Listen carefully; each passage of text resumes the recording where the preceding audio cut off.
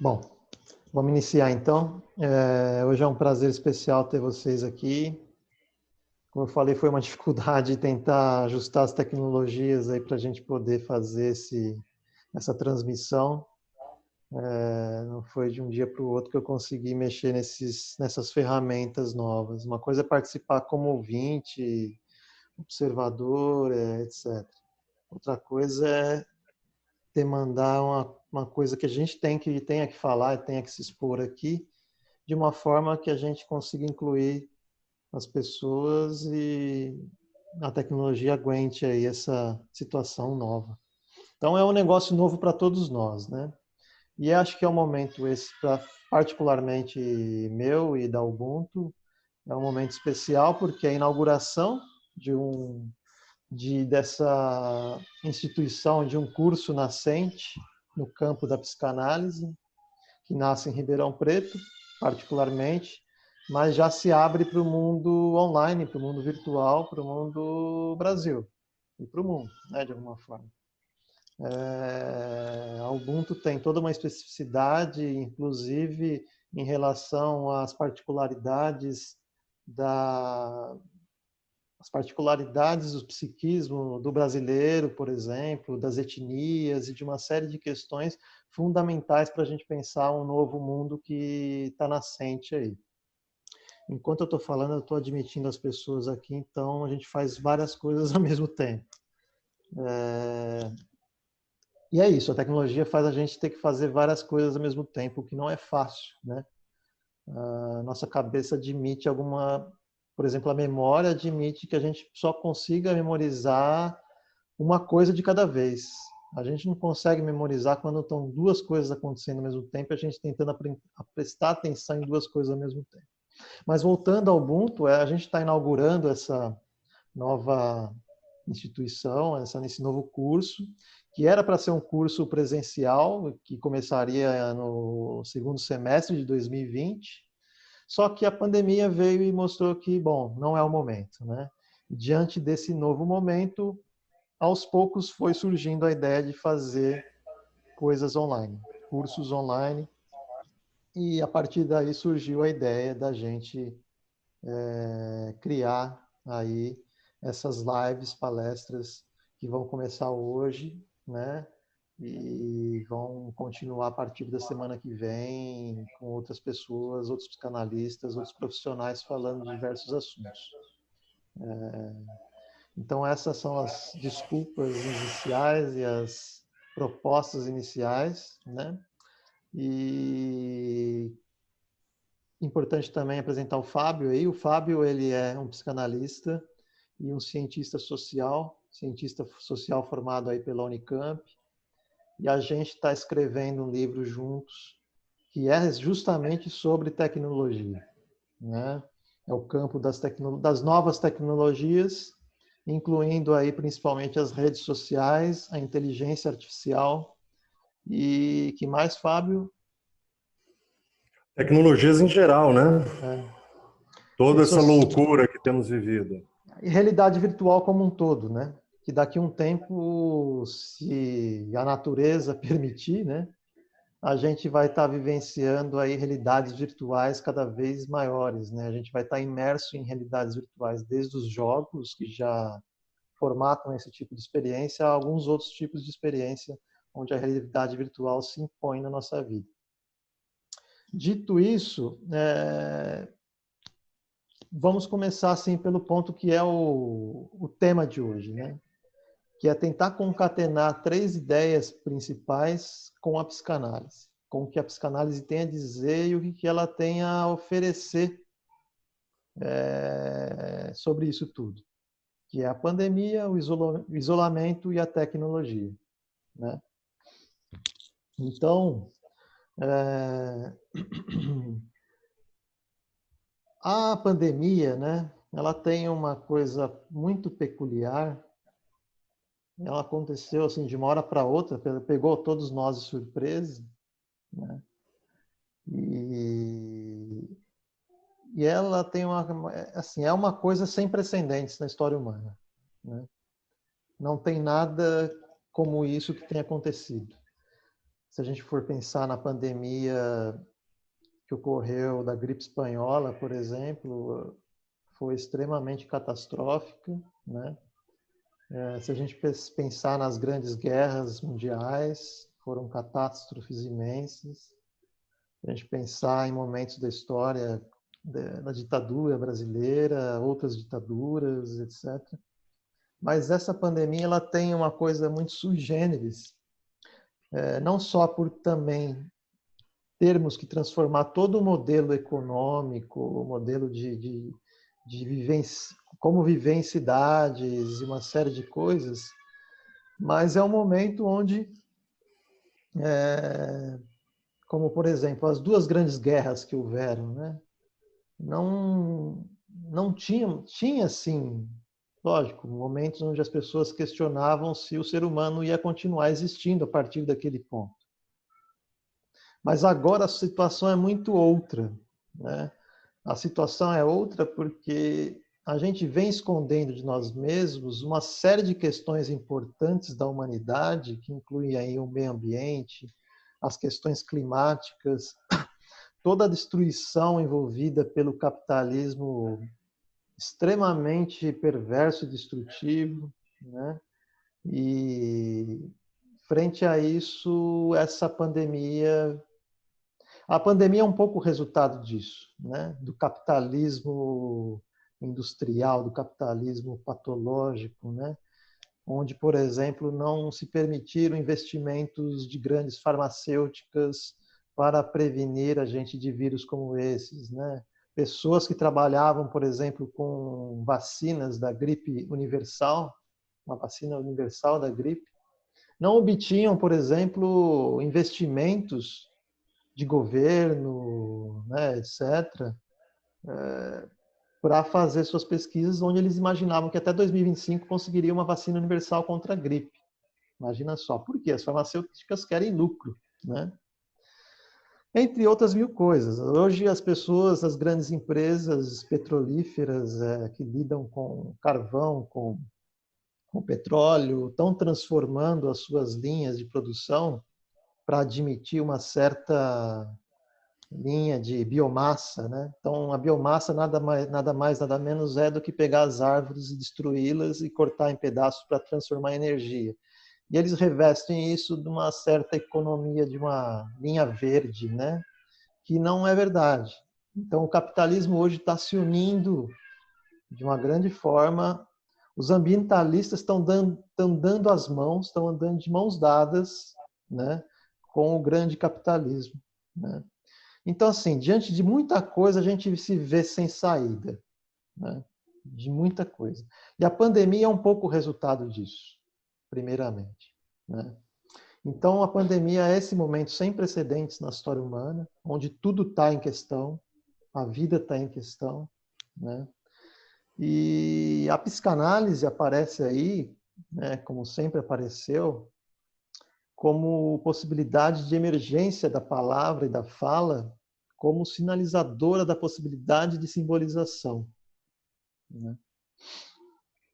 Um outro ponto por onde eu queria começar a falar sobre a pandemia é essa questão, por exemplo, do traumatismo que ela provoca na coletividade e em nós individualmente, né?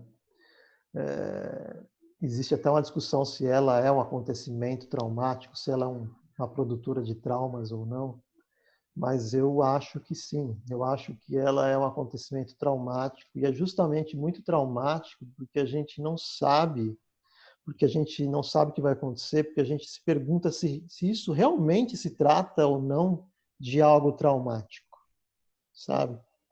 Essa suspeita se é algo traumático ou não já é suspeita, sabe?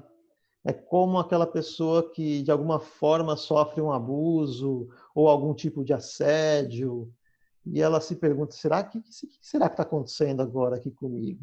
Será que isso está certo? Será que isso está errado? Será que o que eu estou sofrendo é um assédio? Será que o que eu estou sofrendo é um abuso? O que é isso que está se passando? Então, só pelo fato de a gente se perguntar se isso aqui é um momento traumático ou não, já é uma grande suspeita, né? A maior prova disso é que a presença de uma pandemia como essa em nossas vidas, né, faz com que a gente perca algo. Que é o que, ao meu ver, né? Seria a gente perder uma espécie de módulo individual de ser, né? Como aqueles módulos lunares, né? Que a pessoa vai para a Lua e está com aquele módulo. E essa pandemia, a primeira coisa que ela retira da gente, ela arranca da gente, é esse módulo individual de ser. A gente é jogado quase literalmente num terror psicológico, em um isolamento físico, né? De confinamento também, que talvez é um pouco diferente do isolamento, que vem com uma quantidade gigantesca, extraordinária de informações, estímulos vindos da mídia, de todos os lados, principalmente das mídias virtuais, né? Onde isso que acontece nesse momento, toda a nossa história individual, e mais do que isso, né, nossa singularidade fundamental, de uma hora para outra, ela deixa de ter tanta importância, devido ao módulo de sobrevivência que a gente entra, ao que a gente foi atirado. Mas não somente por isso, né? A gente sofre aí também porque a gente entra num terreno de um lugar coletivo, como espécie e comunidade. O que se torna um momento também importante, porque assim, a gente deixa de estar nesse módulo individual de viver, a gente entra nesse modo coletivo, mas que também permite nos reencontrar, né? Reorganizarmos numa coletividade, né? Que talvez essa reorganização como coletividade seja a nossa maior tarefa e desafio no momento. Mas para isso, né, a tarefa seja a gente se reencontrar também nisso tudo. Se reencontrar o individual no coletivo. A gente precisa primeiro reparar a gente mesmo diante desse susto, diante desse terror pandêmico, para depois atravessar esse lugar que seria esse lugar coletivo, de uma nova invenção de coletividade, de comunidade, né? Então, essa singularidade que a gente perde no momento onde essa pandemia atravessa a gente, nesse isolamento, nesse confinamento, isso é o que no meu ver, faz a gente se sentir desamparado. Esse sim é um verdadeiro desamparo, porque a gente perde a gente mesmo, né? A gente se perde de nós mesmos. Então, se a gente não existe, como fazer existir uma coletividade? Se a gente está com medo de não existir mais, como fazer alguma coisa acontecer positivamente, se afirmar positivamente, fazer a vida se afirmar positivamente, né? Então, é o sujeito do inconsciente que precisa se reencontrar nesse bucho, né? E o sujeito do inconsciente, ele se constitui pela inserção em uma ordem simbólica, né? Uma ordem simbólica que o antecede, onde ele é atravessado pela linguagem, ele é tomado pelo desejo de um outro, de uma cultura em sentido amplo, né? Tomado por demandas que criam desejos, e ele é mediado por terceiros, né? Por terceiros que criam essas demandas, né?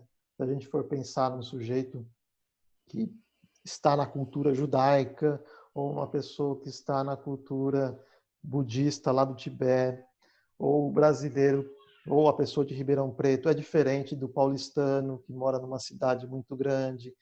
Todos esses tipos de cultura, diante dessa variabilidade de comportamentos, produz sujeitos absolutamente diferentes. Então, assim, para a gente recuperar essa singularidade perdida, é preciso primeiro retirar a parte que é alienante na vida, na vivência dessa história corrente. O Freud, ele privilegiava, né, e os psicanalistas hoje privilegiam a fala como via de acesso ao inconsciente, a esse sujeito, né, que é uma construção contínua. Ele é um efeito dessa linguagem, ele é um efeito desse outro que nos constrói, né? De onde a gente também é jogado, a gente nasce e é jogado num mundo que a gente não conhece e vai tentando conhecer, e que de alguma forma a gente está sempre nascendo, né? A gente está tentando entender em que mundo a gente foi jogado. E a psicanálise vem propor uma escuta desse sujeito do inconsciente. Bom, eu tenho muito mais coisas para falar e coisas para seguir adiante nesse raciocínio, mas eu queria que o Fábio também pudesse falar já um pouco para a gente ir seguindo e improvisando um pouco aqui o que a gente tem, a gente pode dizer, e também trocando com o público. E quem quiser também já se inserir, falar, fazer perguntas, pode ficar à vontade, tá? Para perguntar para a gente e se colocarem aí, tá bom? Tem um chatzinho do lado aí, né?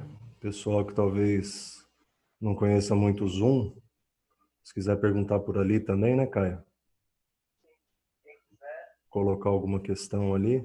Sim, quem quiser pode colocar no chat e a gente vai recolhendo essas perguntas e ao longo da live a gente vai também falando um pouco sobre isso. Então, se quiser falar um pouco, Fábio, a gente vai trocando aí. Vamos, tanta coisa, né, Caio? Boa noite para todo mundo. Agradeço aí o convite do Caio, do Ubuntu, que dê tudo certo aí nesse início, que a coisa corra de uma maneira orgânica, na medida do possível, dentro dessa pandemia, dessa loucura toda.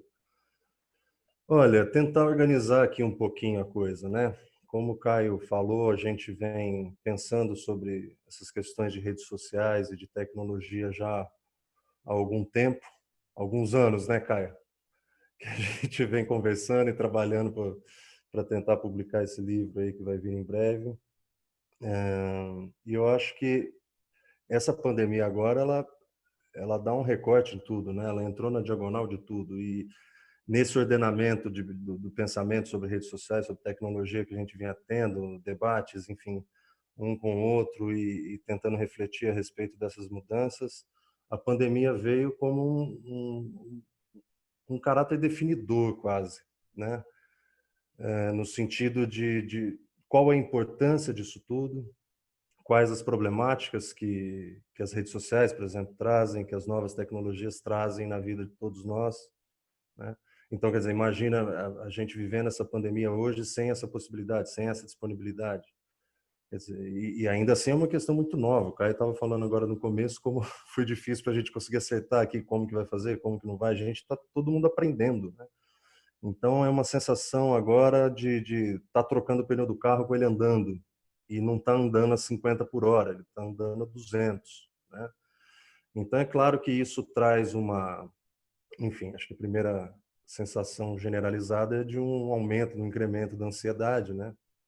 Nossa neurose tenta segurar o universo ao redor e não consegue. Então, obviamente, isso começa a tracionar o movimento interior, né? Essa questão das redes sociais, por exemplo, da tecnologia, eu acho que é muito importante porque a gente tem um lado, a gente exerceu muito esse lado crítico, né, para pensar a respeito do livro, das implicações das novas relações, mas a positividade disso num momento como esse não dá para medir, né?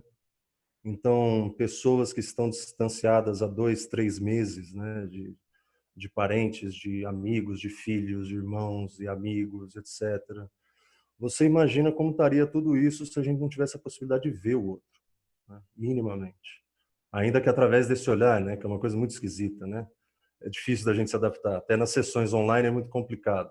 Vi outro dia alguém comentando isso, a gente se olha, mas não se olha, porque enquanto eu olho para a câmera, eu não estou te vendo, enquanto eu estou te vendo, eu não estou olhando para a câmera, né? Mas, apesar de ser um olhar torto, ou um olhar que não é um olhar concreto, isso suplanta muita coisa. Você imagina se não tivesse isso, se não tivesse esse recurso, né?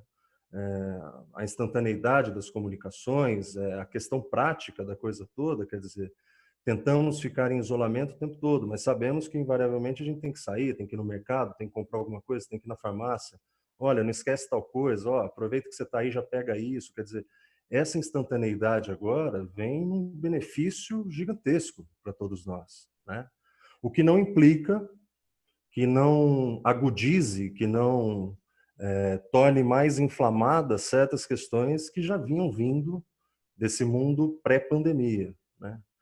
Então, eu acho que é importante fazer uma certa retrospectiva dessa ideia que a gente vinha debatendo e construindo, porque eu acho que se coaduna com o que a gente tem vivido agora, nessa pandemia, né? Então, a primeira coisa que eu acho que é importante delinear, né? Sobretudo sobre essa questão de rede social, e aí aqui a gente fala de rede social tudo, né? Desde o Instagram que a gente está aqui também, até esse Zoom, até o WhatsApp, tudo, né? Todas as formas de interação aí online. É uma ideia que provém da antropologia social. A rede social sempre teve, né? A rede social é uma maneira de enxergar a vida social. É um recurso de análise da vida social, né? Então, isso daí é objeto de estudo desde o início do século. Tem um antropólogo chamado Barnes, enfim, tem toda uma corrente antropológica que se dedica a isso, se dedicou a isso, né? Hoje em dia a coisa já mudou muito. Mas sempre tivemos. Então, essa rota diária que temos, né? Quantas pessoas encontramos a partir do momento que saímos de casa, que entra no elevador, que você sai na rua, que você dá bom dia para o vizinho, para na padaria para tomar um café, e aí você conhece ali o padeiro, conversa um pouquinho, vai para o trabalho. Isso é uma rede social, né? Em que a gente, antes desse universo tecnológico explosivo que a gente vivenciou fundamentalmente depois dos anos 2000, né? Isso sempre esteve ali, né? E continua existindo, né? Continua lá. Essa rede social, desse trânsito físico, desse universo físico, mas que também é simbólico, muito simbólico, é isso que faz a gente ser social, no caso, agora com essa pandemia, ela foi abafada, né? Ela foi completamente abafada. O trânsito dos corpos está restrito, né? Mas o universo simbólico, não. Óbvio que não, né? A sociedade não colapsou, não estamos na barbárie, não estamos na selvageria, né? E espero que a gente não caia nisso, não vai cair. Mas o que sobra disso é a rede social virtual, né? Que vem como uma tábua de salvação, talvez, nesse momento, mas que também torna mais agudos certos processos que já vinham em curso antes da pandemia, né? Então, algumas questões, por exemplo, essa sensação que você colocou de uma perda de singularidade, né? Que temos, que você colocou, que entende que a gente tem passado agora, né? Nesse isolamento. Para mim faz todo sentido também, né? A partir do momento em que a gente fica, e aí aqui a gente precisa fazer uma ressalva, né? A gente, quando a gente fala gente, Ribeirão Preto, por exemplo, ontem atingiu 50% de isolamento. Então significa que a gente em isolamento é metade ou menos do país, né? E sendo que também nesse país quase um terço da população, não sei se chega a metade, acho que um pouco menos, não tem acesso também à internet. Então estamos falando de uma realidade bastante, né, não é hegemônica, não é total, né? É uma fração da população do país e do mundo também. Mas essa forma... Ai, Caio, apareceu alguma coisa aqui, ó. Não sei o que que é. Tá me ouvindo? O que apareceu? Apareceu alguém que entrou aqui. Bom, vamos lá. Essa rede social virtual, que é o que está movimentando agora, né, o universo social de muitas pessoas, ela traz essa sensação de perda de singularidade, independentemente da pandemia, né? Então, quer dizer, paradoxalmente, é algo que isola a gente dessa rede social física que sempre tivemos, né? E aloca a gente como aqui agora. Por exemplo, eu estou na minha mesa, no meu escritório, cada um está na sua casa, né? E esse isolamento já vinha em curso, né? Com o incremento da utilização de redes sociais, com todo mundo se virtualizando, o tempo inteiro olhando para o celular, etc, etc. Então, essa perda de singularidade já vinha. O que acontece agora, ao meu ver, é que isso inflamou de uma maneira absurda, porque quem pode não está saindo de casa, pelo menos a maioria. Só que, no entanto, somos um sistema, né? O aparelho psíquico é um sistema. O mundo externo está aqui. Se o mundo externo entra num processo de combustão, o aparelho psíquico tenta equilibrar. Se o corpo não está transitando mais muito por ali, é claro que isso vai remexer internamente, né? Então, ansiedade, angústia, desloca tudo. né? E a nossa neurose tenta segurar o mundo que está se mexendo como se fosse possível deixar ele no lugarzinho ali, né? E obviamente não é, né? Então me parece que esse caráter dúbio do universo virtual que a gente vinha vivendo, agora ele se manifesta muito mais claramente, né? Temos uma rede social agora combalida, não podemos mais botar os corpos para circular, não podemos nos encontrar, não podemos abraçar, não podemos beijar. No entanto, nossas fantasias e nossas representações, como resposta, começam a se agitar muito mais, né? Como uma resposta a essa alteração no ambiente que nos cerca.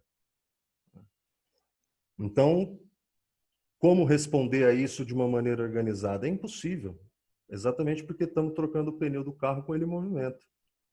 Cada um vai responder de um jeito.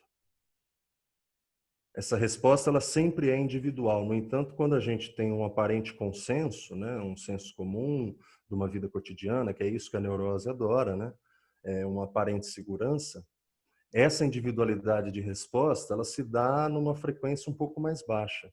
Agora, com muitas pessoas isoladas, cada um no seu canto e com as fantasias se remexendo, a intensidade dessa modulação é muito maior, né? A oscilação é muito maior. Então, essas idiosincrasias, por exemplo, que você colocou, são momentos distintos da pandemia. Ribeirão Preto está num momento, o interior de São Paulo está num momento, a cidade, capital, São Paulo, está em outro, né? Manaus está em outro, a Europa está em outro, né? Então, isso pega uma tendência que já vinha dessa tecnologia desenfreada, desse consumo excessivo, né, da virtualização da vida, que já tinha um caráter, muitos chamavam, né, já chamaram isso de atomizado, né, essa coisa de um rizoma, né, de uma rede social virtual mundial, tal. Agora, com essa pandemia, essas oscilações ficam muito mais intensas, né? Não existe uma aparente uniformidade nessa estética global, né? De rede social, de produtos e etc., de YouTube, né? Porque o que vinha em curso era mais ou menos isso, né? É uma certa forma de homogeneização cultural, padrões de consumo e etc, etc. Agora, com essa pandemia, houve um solavanco, me parece que está havendo esse solavanco, em que essa fantasia de um universo feliz pela via do consumo, né? Não que ele não possa ser feliz, gente, pelo amor de Deus. Eu estou dizendo essa tendência hegemônica, né? Consumista, de consumir inclusive a vida do outro, né? Essa virtualização da vida, de exposição, etc, etc. Me parece que agora, durante essa pandemia, está tendo um solavanco. A coisa está entrando num chacoalhão. Tá me ouvindo?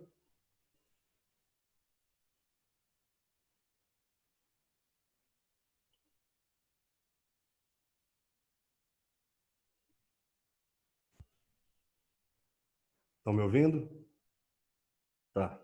É que aqui tá tudo mudo. Pronto. Esse chacoalhão que a gente tem passado agora na pandemia está deslocando esses parâmetros, né? Então, assim, até pouco tempo atrás a gente ouvia muito em análise, principalmente as pessoas mais jovens, né? Essa coisa do fetiche da Netflix, de chegar em casa e ficar ali e pedir comida pelo iFood, né? Esse consumo online da vida.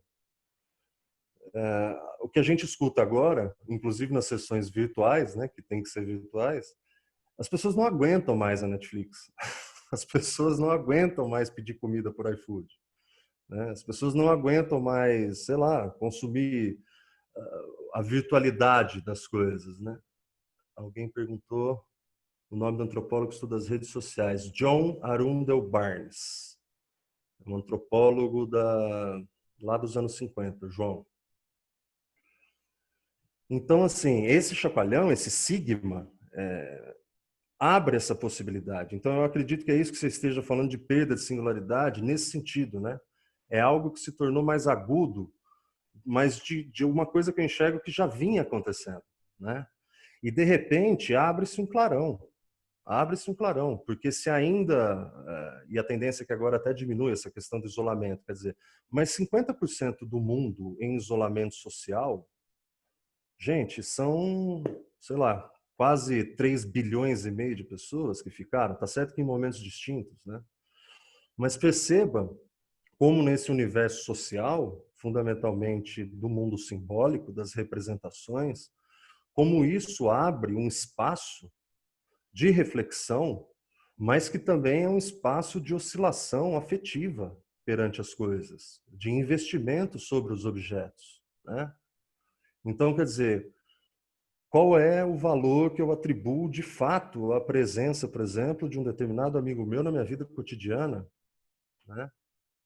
Essa questão do abraço, da expressão afetiva, física, perante o outro, quer dizer, isso está interditado agora e provavelmente vai ficar durante um tempinho ainda, né? Mas perceba como isso mexe com tanta coisa, né? Você não poder abraçar sua mãe, o seu pai, um amigo, né? Cumprimentar uma pessoa, né? Beijar. Então, é um clarão, né? É um solavanco que abre e abre, quando a gente fala abre, vem o que é bom e vem o que é ruim, né? É o diferente, é o novo, é o trocar o pneu com o carro andando, né? Então não tem fórmula, não tem segurança no próximo passo, não tem certeza.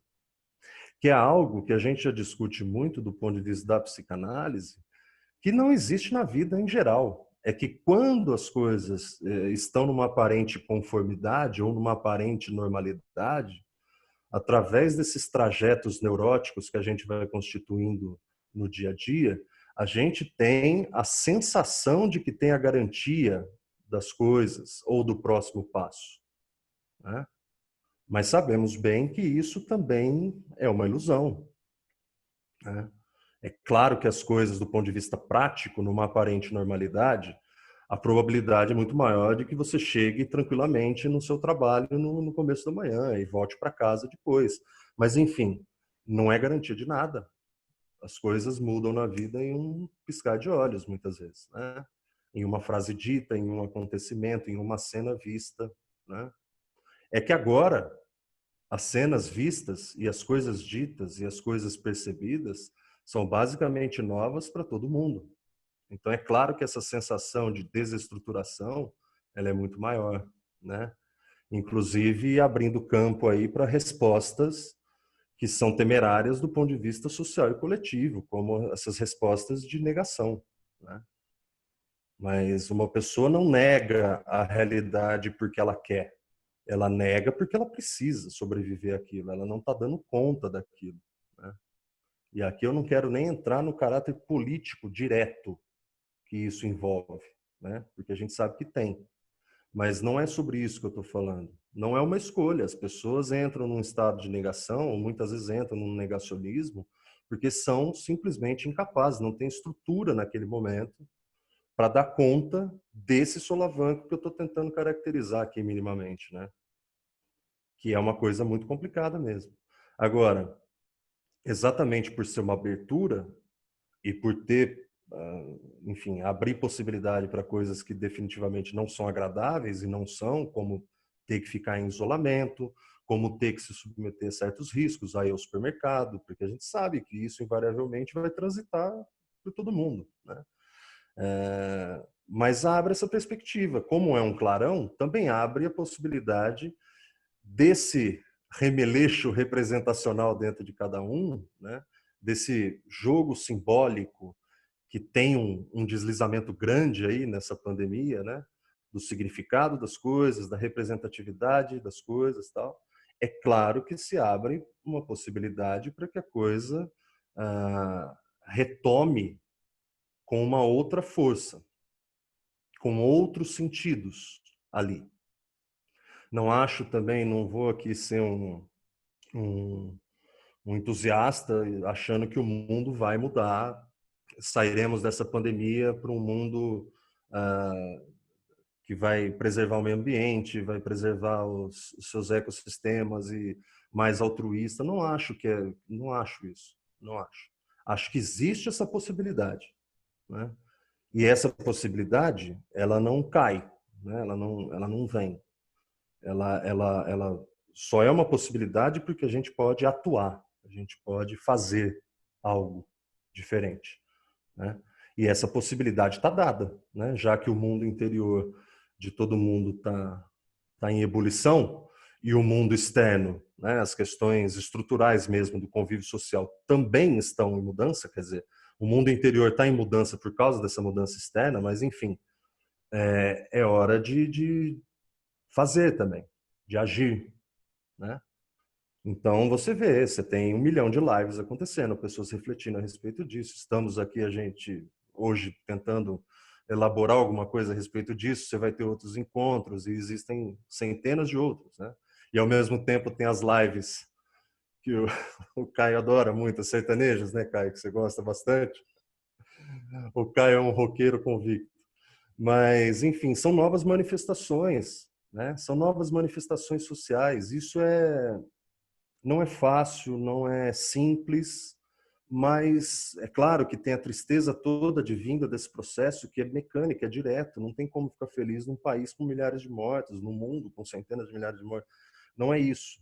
Mas o que eu quero colocar é que essa abertura traz uma riqueza, uma possibilidade também, né? Agora, isso não vai cair do céu, né? É preciso que a gente atue, que faça algo. E isso vai acontecer, né? Vai acontecer, porque a gente vai se adaptando com isso. A gente não vai sair de casa, o isolamento não vai acabar só na hora que a vacina vier. A gente sabe que a vida vai voltar ao seu trajeto físico antes disso. A questão é que vai ter que ter um reposicionamento, né? Da ética, dos cuidados envolvidos, dos procedimentos, etc. Falei demais. Viajei muito? Viajou não, Fábio. Só não é só o roqueiro, viu? Tem o rock, tem o jazz, tem um monte de coisa. Sim, sim.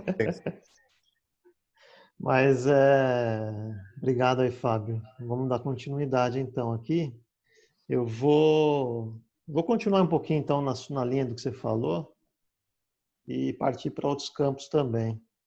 Talvez a partir desse campo do positivo que você falou, né, que a gente pode encontrar nessa pandemia, nesse isolamento e que no fundo essas redes virtuais estão nos ajudando muito agora, né, também. Sim. Senão a gente não estaria aqui. E a característica da psicanálise, por exemplo, pensar de dentro e olhando com o olhar de fora, né? É como acontece na sessão analítica. Você está ali atendendo um paciente, você olha para o paciente e olha para você mesmo, e é como se tivesse esse olhar de cima, olhando os dois. O que os dois estão pensando ali durante aquele encontro, né? Durante aquele encontro emocional analítico, para poder chegar em algum lugar. E aqui, quer dizer, a gente está tentando pensar isso, né? A gente de dentro desse mundo virtual, de dentro dessas lives, essa pandemia de lives, né? De dentro da pandemia, de dentro de tudo isso, e ao mesmo tempo fazer um olhar de fora para poder a gente se enxergar melhor um pouco, né? E uma coisa que eu tenho visto assim, até nessas lives, participando, vendo conferências, vendo palestras, falas diversas, assim, eu tenho acesso a coisas que eu não teria se fosse de forma presencial.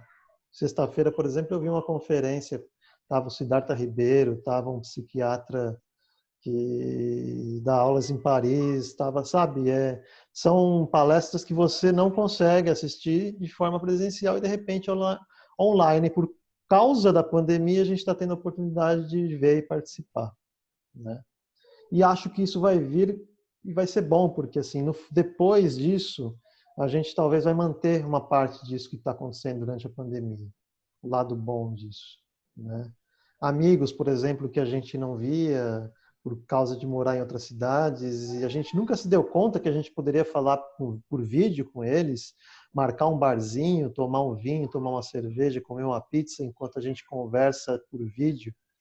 E a gente ficava só, estamos com saudades de tal pessoa, estamos com saudade de tal grupo, de tal lugar. E a gente agora, com essa oportunidade também, a gente tem acesso e fala, por que a gente não pensou nisso antes, né? Por que a gente não combinou de fazer isso antes e agora a gente está tendo a oportunidade de estar conectado via online com pessoas que a gente não tinha esse hábito, né?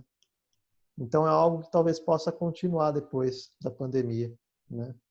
E uma outra coisa que eu tenho observado é que nessas lives, palestras, etc., quando um fala, o outro está olhando de frente. Apesar que tem esse viés que você falou, né, Fábio, de que na análise ali tem a câmera, tem a pessoa, tem eu.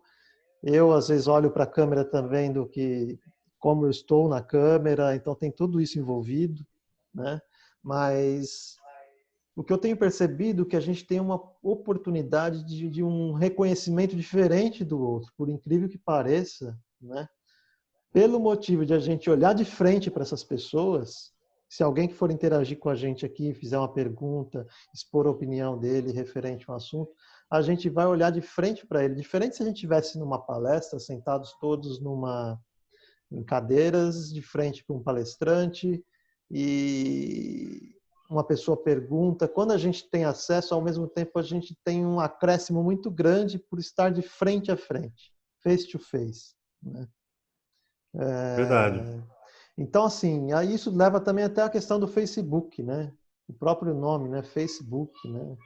É um livro dos rostos, né? Cara a cara, face to face. Não é só imagens de rostos e corpos que estão ali, né?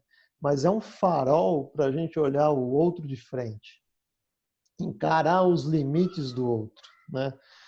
E isso aí aparece o lado ruim também, porque quantas vezes a gente não se surpreende, não se surpreendeu com o fato de, por exemplo, o outro ser muito diferente do que a gente imaginava. O quanto que a gente se enganava em relação a alguém muito próximo, um amigo, que tenha uma imagem da realidade totalmente, absolutamente distorcida, segundo o nosso ponto de vista, né? Então, são circunstâncias que nos levam a lugares que fazem a gente, inevitavelmente, se deparar e encarar a verdade de alguma forma. A verdade emocional de alguém, a nossa verdade emocional, né? Quantas vezes a gente viu alguém que expressou uma opinião política absurda, né? Frente ao que a gente vê de mais do senso comum, assim, que não é possível que essa pessoa esteja pensando dessa forma, né? Como que ele, tão inteligente, tão sabido, tão artístico, tão isso, tão aquilo, pode pensar dessa forma? Como que a gente se enganou tanto, né? E aí, o que é mais real? Aquele que a gente conhecia antes ou esse que está aqui, né? O que valorizar nesse momento, né? Qual que é a ética que a gente deve valorizar, né? Você Então, eu tenho colocou isso pensado... daí, posso só fazer uma colocação aqui que eu acho Sim, que é sim. interessante? Uhum. Tem uma questão muito particular também da internet, que já vinha vindo, né, aquele momento anterior, desse boom de rede social tal, que eu aloco mais ou menos ali a partir da metade dos anos 2000, que dá essa, né? Já tinha o Orkut e tal, tinha muitas outras ferramentas, mas é quando a coisa realmente, muita gente está ali, né? Existe uma mecânica própria da rede social, exatamente por ser múltipla e quase que infinita, né? Você pega um Facebook da vida hoje, tem ali metade da população do planeta, né? Quer dizer, isso é uma coisa assim, se a gente tentar realizar isso, é uma coisa absurda, né? E, enfim, todas as outras formas desde de fórum, de discussão, notícia de site, etc. Exatamente por ser uma coisa tão ampla, tão gigantesca, tão colossal, né? E que envolve uma dinâmica social. Porque se você parar para pensar que eu, da minha casa, posso entrar em contato com 3 bilhões de pessoas sem sair da minha casa, quer dizer, isso envolve uma questão de espaço-tempo que a gente está apanhando ainda, a gente não consegue absorver, né?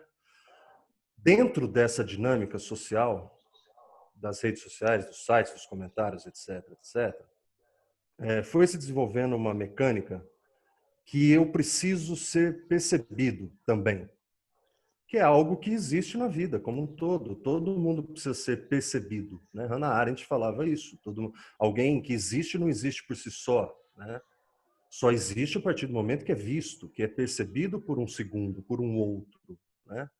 Agora, esse ser percebido dentro dessa dinâmica de redes sociais e de internet passou paulatinamente de um espaço de confraternização e de troca que é muito interessante e que ainda existe, né?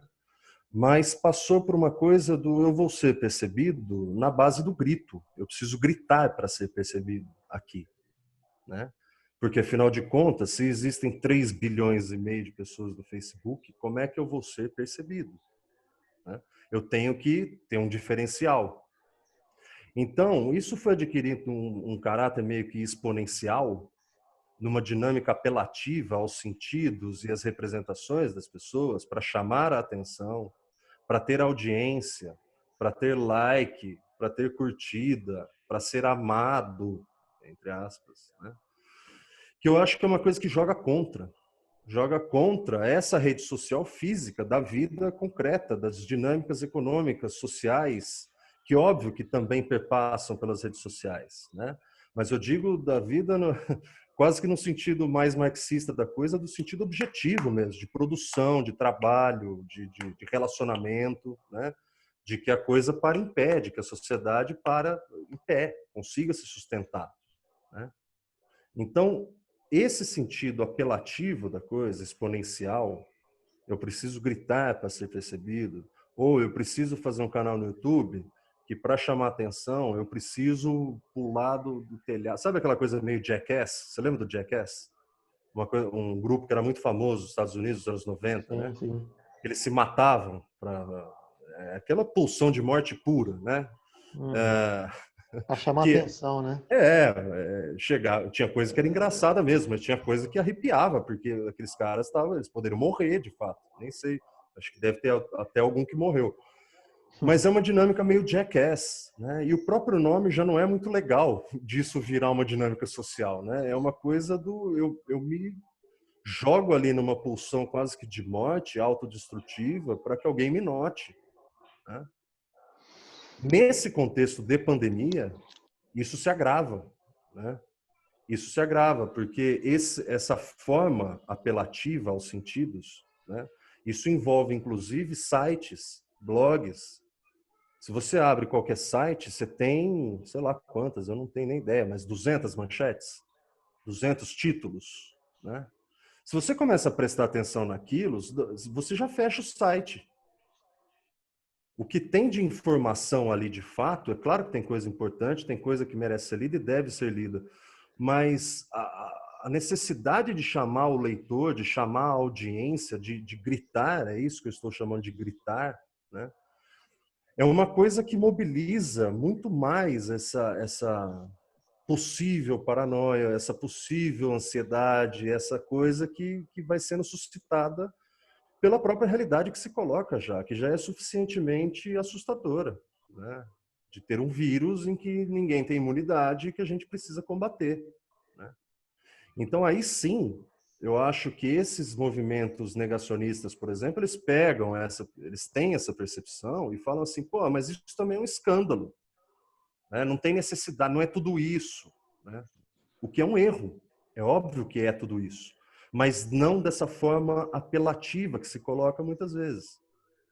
Então, essa plataforma da internet, das tecnologias, ela coloca a coisa num outro patamar. Fica tudo mais alto, fica tudo mais agudo, fica tudo mais gritado, né?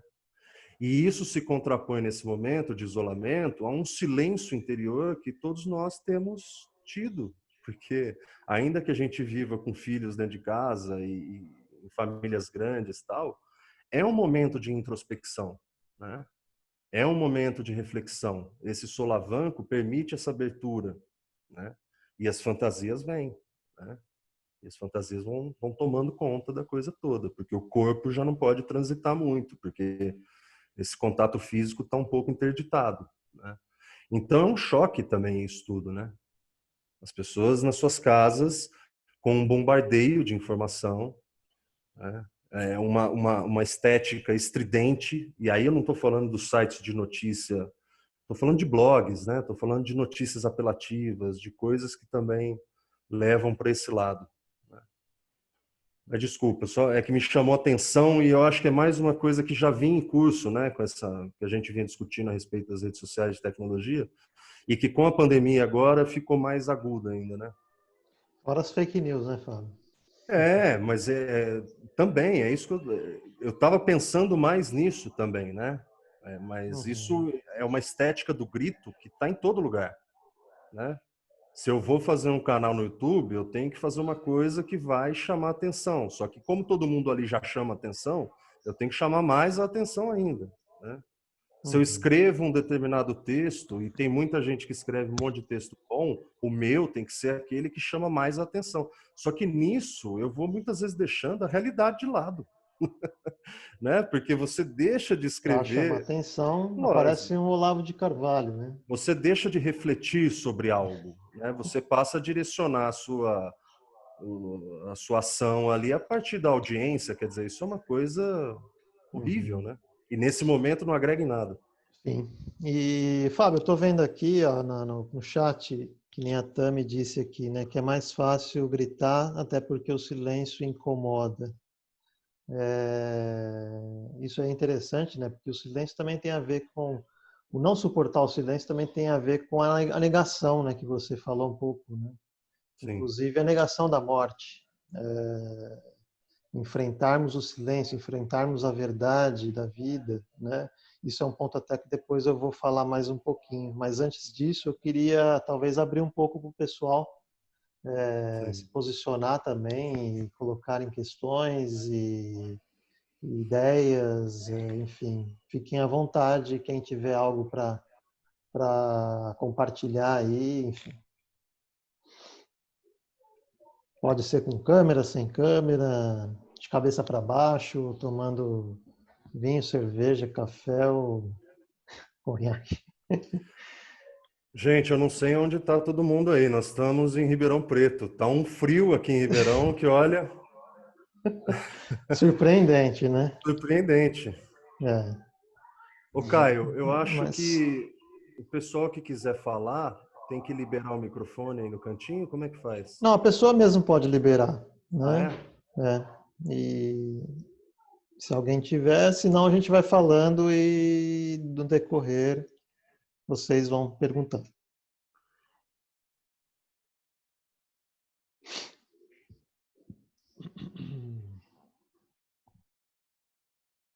Alguém quer compartilhar alguma experiência aí que tem, enfim, quer dizer, experiência acho que para muitos, para a maioria é de isolamento, mas reflexões a respeito, o que tem pensado, o que tem sentido, como tem percebido essa coisa toda?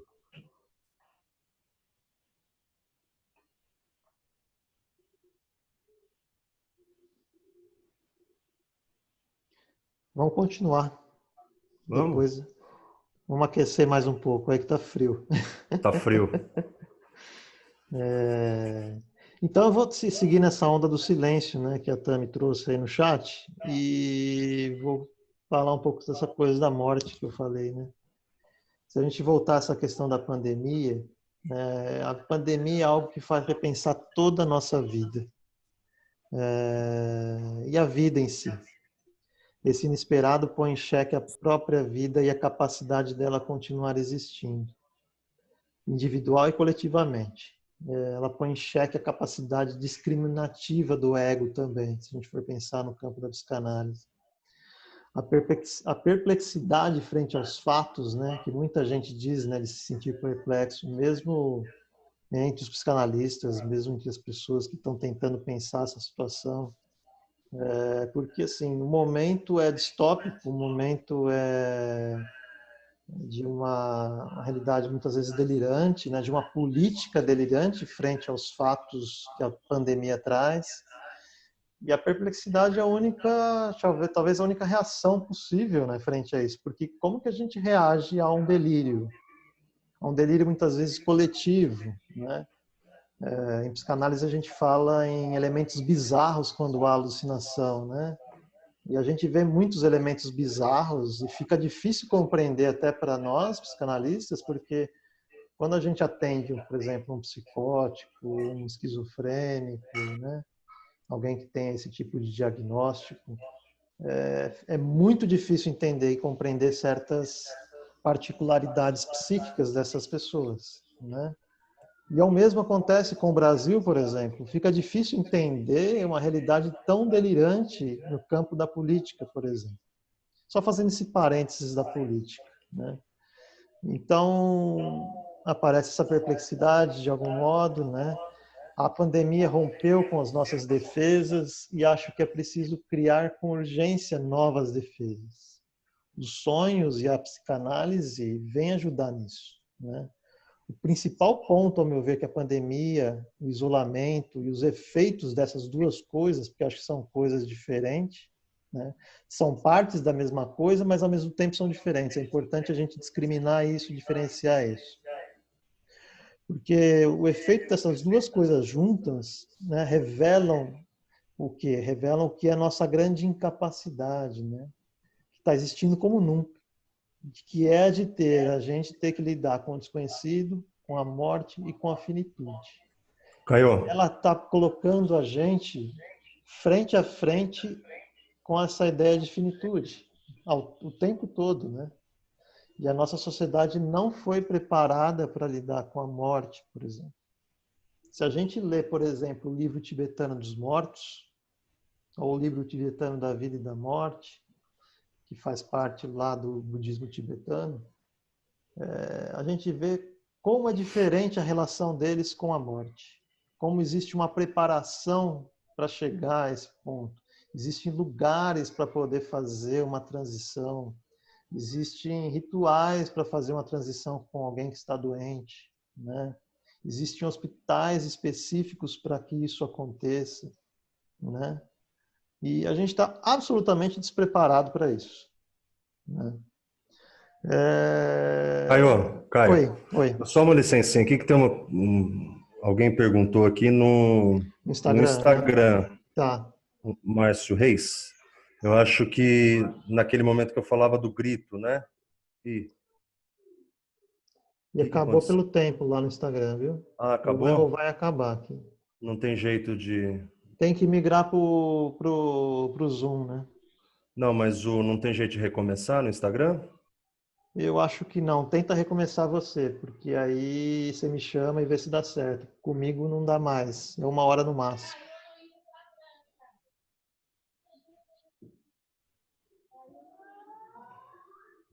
Tá ouvindo, Fábio? Tô ouvindo, tô ouvindo.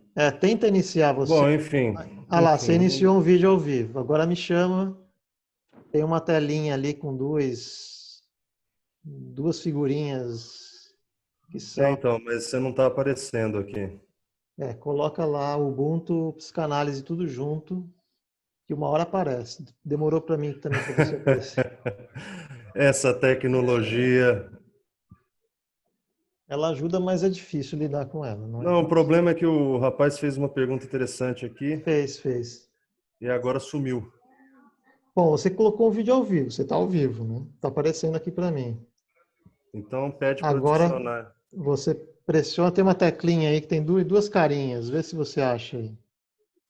Achei. Olha, atenção. Agora chama eu aí, Ubuntu. Isso, apareceu aqui. Não é magia, é tecnologia. Pronto, tá rolando. Mas agora está Agora aparecendo vai o ser lado pelo café contrário. com pepino, né? Mas enfim. O link Oi, do Zoom também está no Instagram, tá, Fábio? pronto. Então, se a pessoa estiver assistindo pelo Instagram e de repente pausou lá, ela pode migrar para o Zoom vendo o link que está lá nas nossas páginas do Instagram, tá bom? Tá. Bom, enfim, o Márcio estava aqui, ele tinha perguntado algo em torno do grito, né? Se Isso. o que que existe, não existe um sentimento envolvido ali. Não me lembro exatamente, não tem como recuperar essa pergunta, né, Caio? Acho que Acredito que não. não. Bom, enfim, se ele estiver vendo ainda, se ele tiver, é claro, né, que tem um sentimento envolvido, essa resposta do grito, né, essa dinâmica aí do grito e do silêncio, eu acho que agora fica mais mais evidente com esse espaço com esse espaço interior que se abre, né, com essa colocação na pandemia, cada um no seu canto, sem poder sair muito de casa e tal, e em contraponto a esse grito da internet. Mas é interessante que eu acho que, não sei se é uma impressão, isso é muito preliminar, a gente não tem nem como ter mais clareza para fazer uma análise dessa, mas me parece que a gritaria também está menor, né, nesse momento de pandemia. Então, não sei se esse clarão, se esse sigma que se colocou aí na vida cotidiana de cada um, não fez também um pouco a bola abaixar, sabe? A intensidade, inclusive nesse ambiente do grito. Então, é claro que ele continua através de manchetes e fake news, etc, etc. Mas eu digo da manifestação das pessoas mesmo, né? Nas redes sociais. Eu fiquei muito tempo afastado, retornei agora por conta do site, e é a sensação que eu tenho. Mas não estava no Facebook, então não tenho muito parâmetro para falar. Mas é claro que tem um sentimento aí envolvido nesse grito, né? De impotência, enfim, uma série de coisas. Essa questão do reconhecimento é fundamental.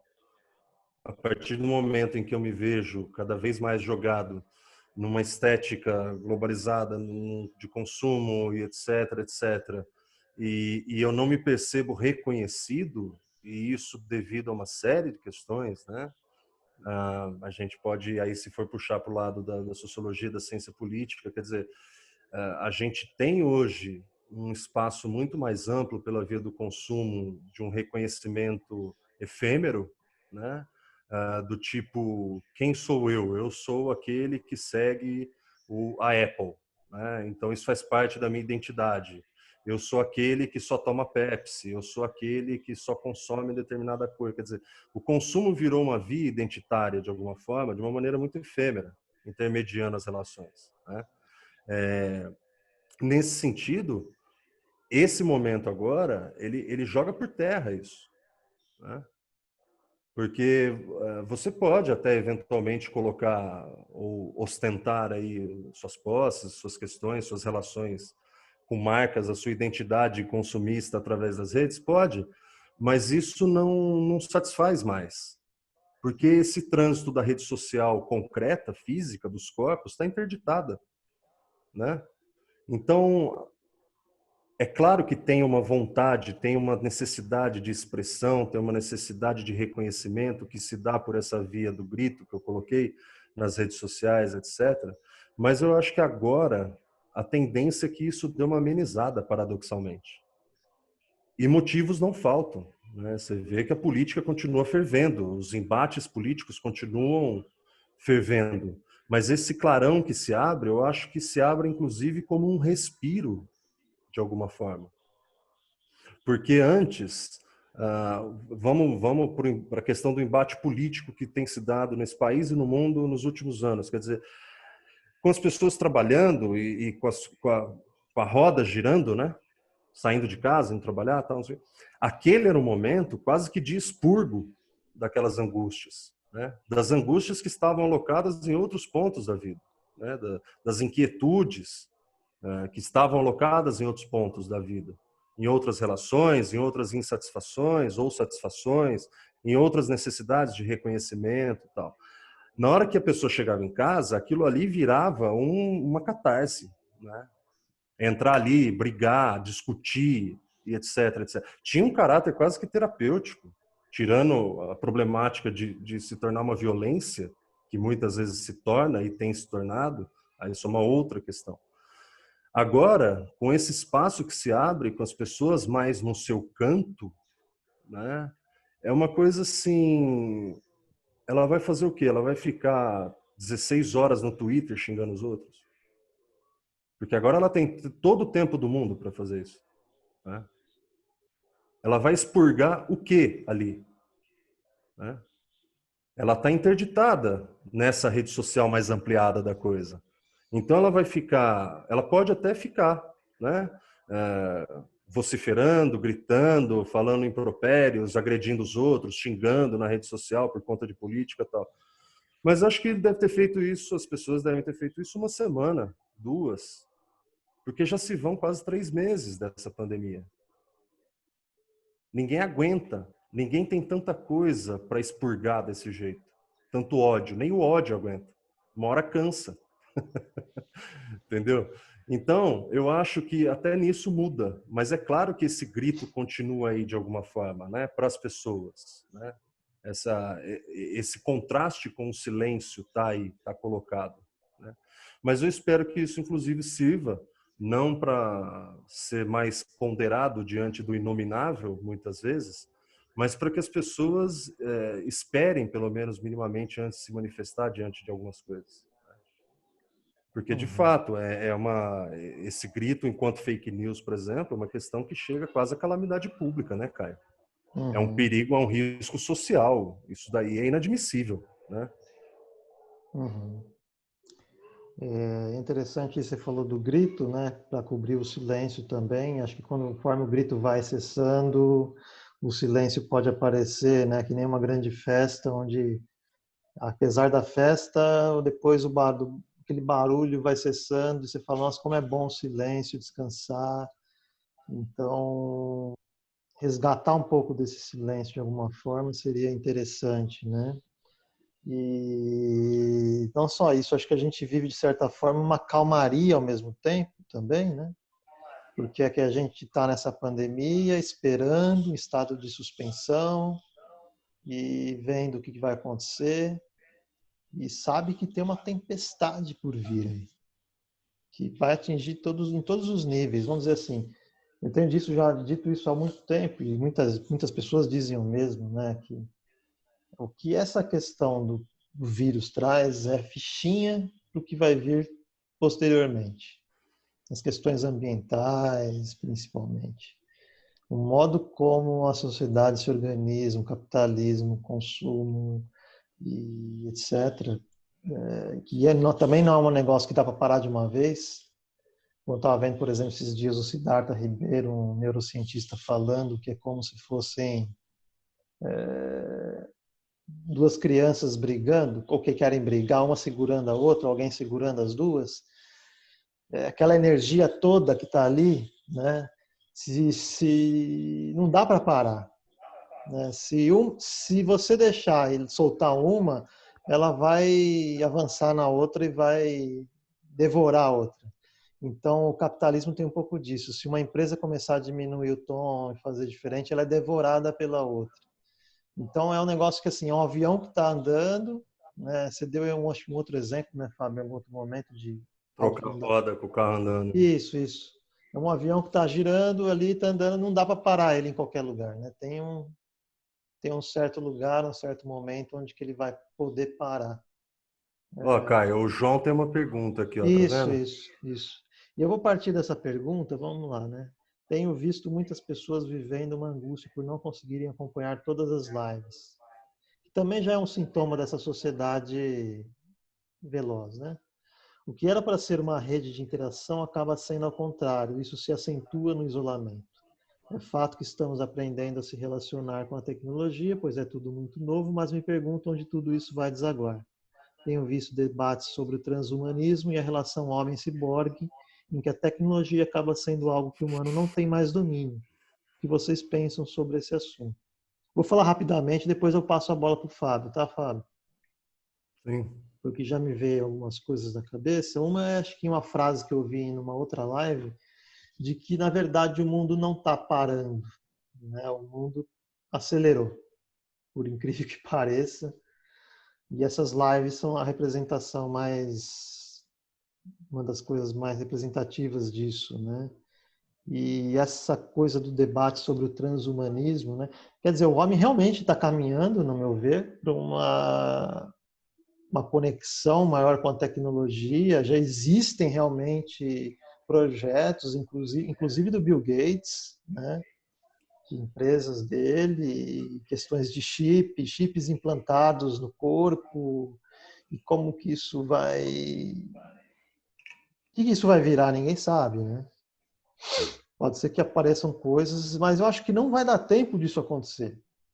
Se a gente não lidar com o natural, com a natureza, não dá tempo. São 20 anos que a gente tem aí para lidar com isso. Se agora a gente não começar a lidar com isso, 20 anos já vai ser suficiente para mudar completamente o cenário da nossa vida cotidiana, da nossa vida como possibilidade de existência. Né? Então, a princípio isso aconteceria, mas eu acho que não dá tempo, pelo que a gente está vivendo hoje.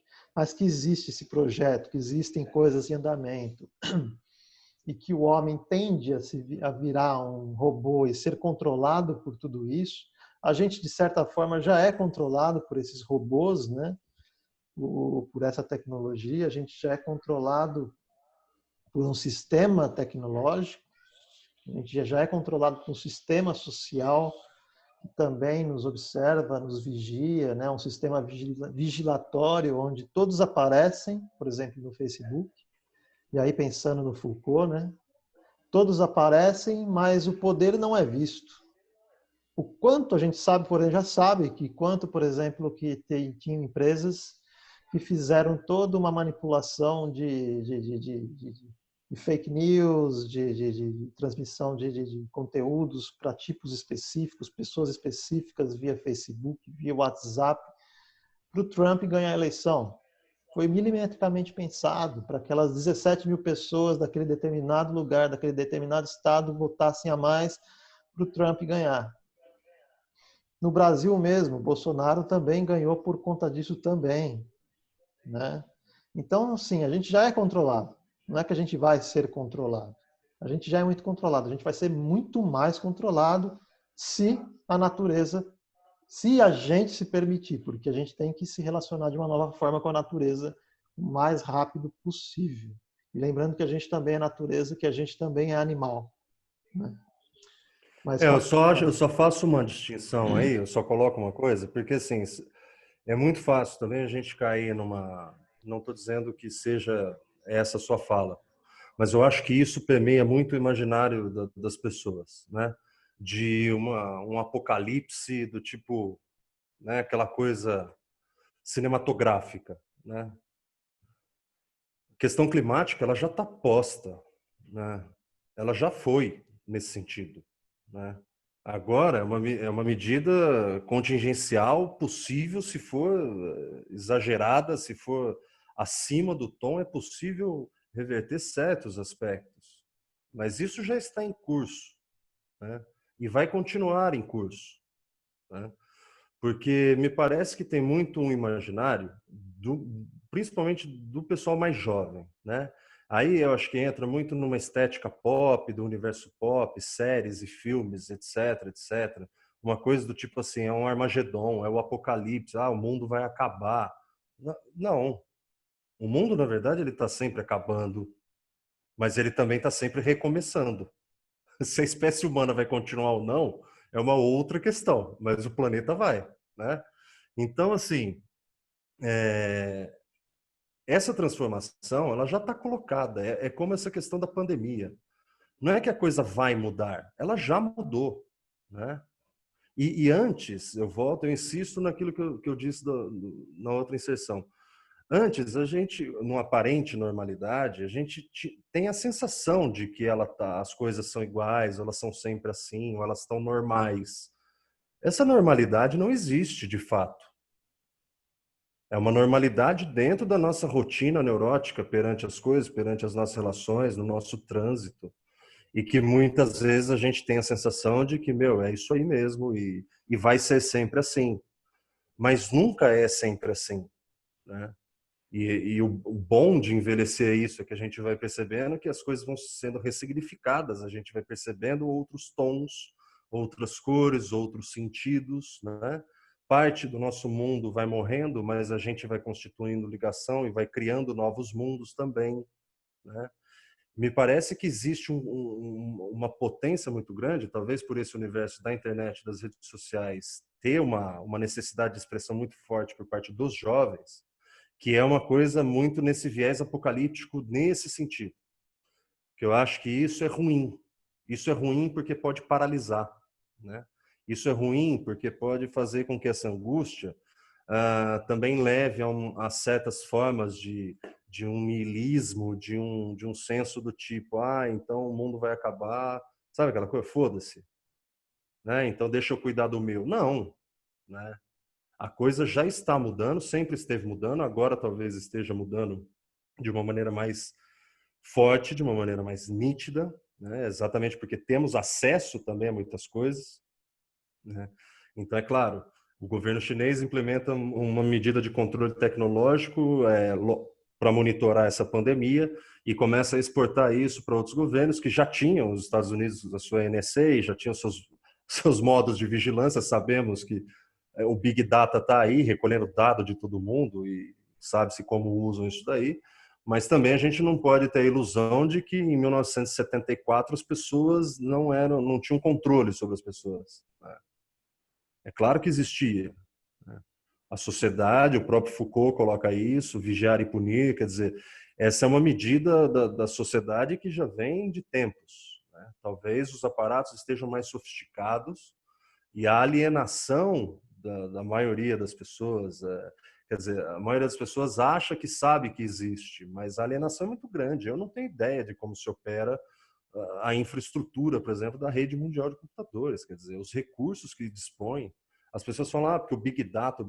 Meu, o que é esse Big Data? É tudo, eles sabem tudo. Sabe tudo, do seu padrão de compra, onde você foi, onde você... A questão é, para que isso vai ser usado? Qual que é o sentido disso, né?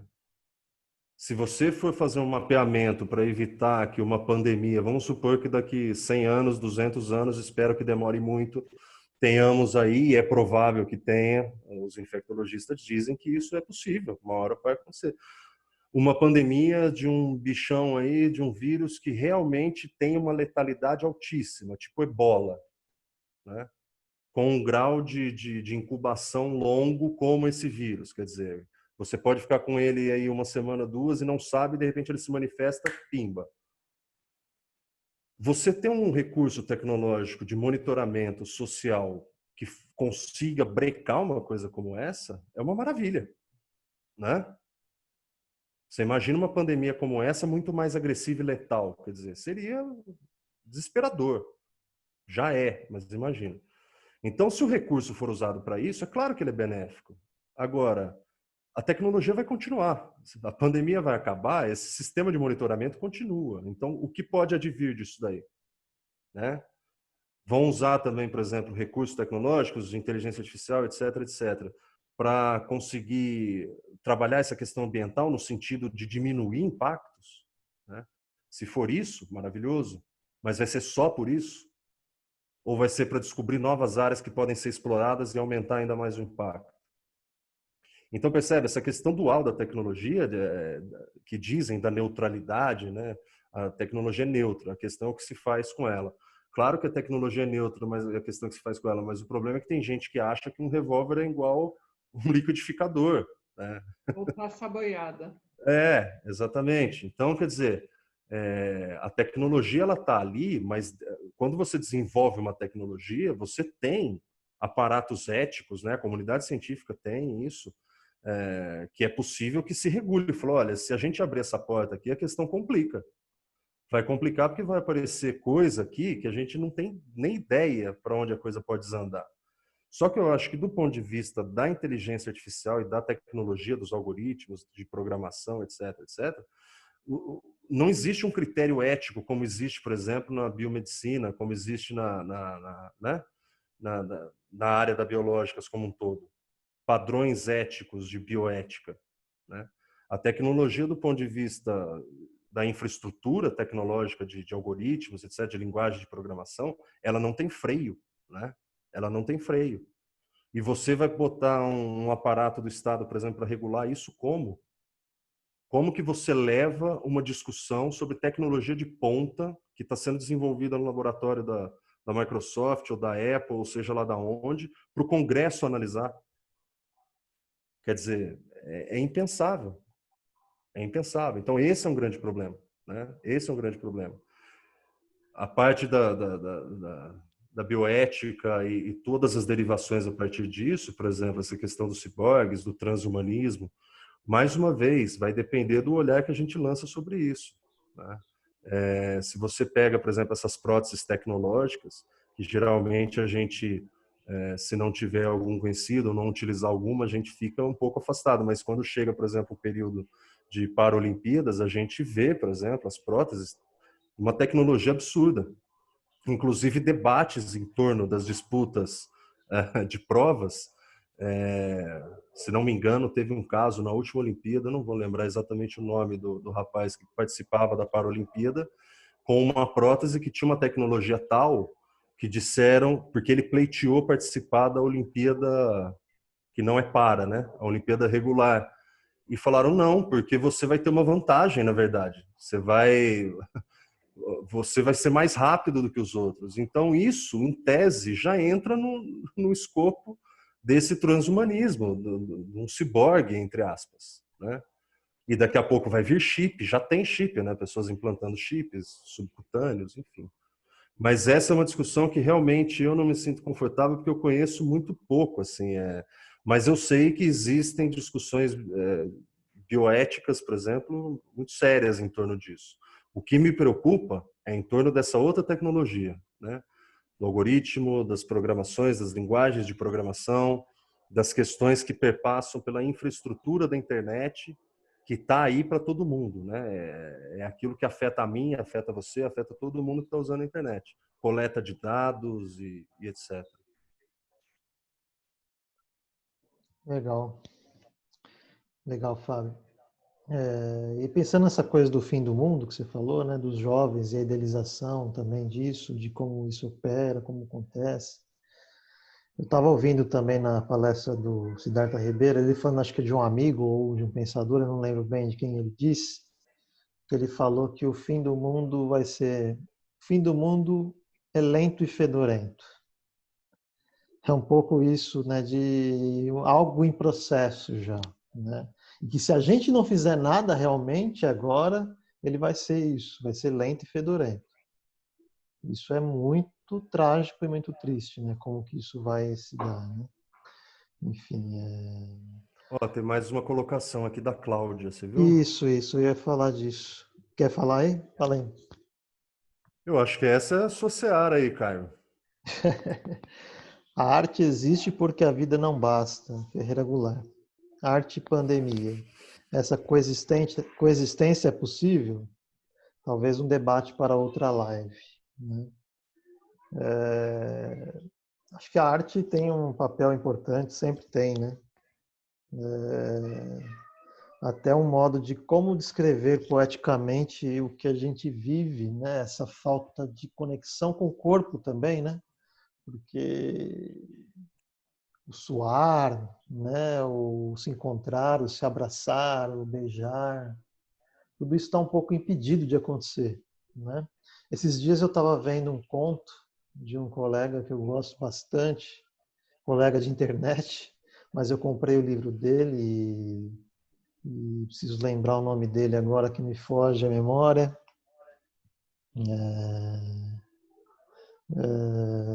Bom, enquanto eu vou falando, eu vou procurando aqui. Mas era um conto, Léo Tavares chama. Se vocês procurarem, vocês vão achar, ele tem escritos muito bons, tem um livro muito bom lançado. E tinha um conto que ele lançou por um site só, avulso, que ele descrevia a história de um cachorro, né, correndo, tal, tal, tal. Eu achei muito bonito porque trazia essa relação do corpo, do suor, do desamparo, da sensação do estar ali desamparado com a morte próxima e que aquilo era próximo ao amor, né? Essa relação entre morte e amor. De alguma forma ele colocou, imagino eu, não sei se é isso, né? Ele escreveu aquele conto também, acho que talvez por efeito dessa pandemia, não sei, não perguntei a ele, não vi escrito nada sobre o conto, de discussões sobre o conto, etc. Mas o que me pareceu era meio com efeito disso, né? Porque o mundo real, concreto, palpável, ele continua existindo e é possível mesmo no momento de isolamento, de pandemia como essa, fazer arte nesse modo que nos emociona, né? Quando a gente vê ou lê alguma coisa, né? Essa frase do Ferreira Goulart é fantástica, né? A vida realmente não basta, é preciso narrar a vida, é preciso ter mitos, né? O mundo só é um mundo hoje porque houveram pessoas na antiguidade, existiram os primeiros humanos que foram criando histórias, né? Essas histórias se transformaram em sonhos, e os sonhos também são uma saída para a nossa situação, de alguma forma, né? Você acha que essa pandemia vai parir grandes obras de artes, Caio?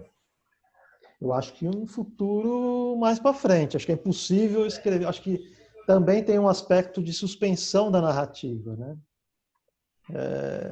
É muito difícil pensar em escrever uma grande obra enquanto isso está acontecendo, né? É impossível pensar numa arte que reflita profundamente o que isso representa no momento em que exatamente isso está acontecendo. Talvez no futuro, né? Ninguém, se saírem vendendo livro falando da pandemia já, você desconfia porque não deve ser boa coisa. Já deve ter. Já deve ter, mas é preciso esperar um pouco, né? É preciso dar tempo ao tempo se ele vier a existir o tempo, né? Não estou sendo pessimista, é mais um otimismo embaraçado que acho que eu tenho. Mas você sabe que eu acho que realmente sobre a pandemia propriamente, né, um livro uma literatura, uma poesia, não sei.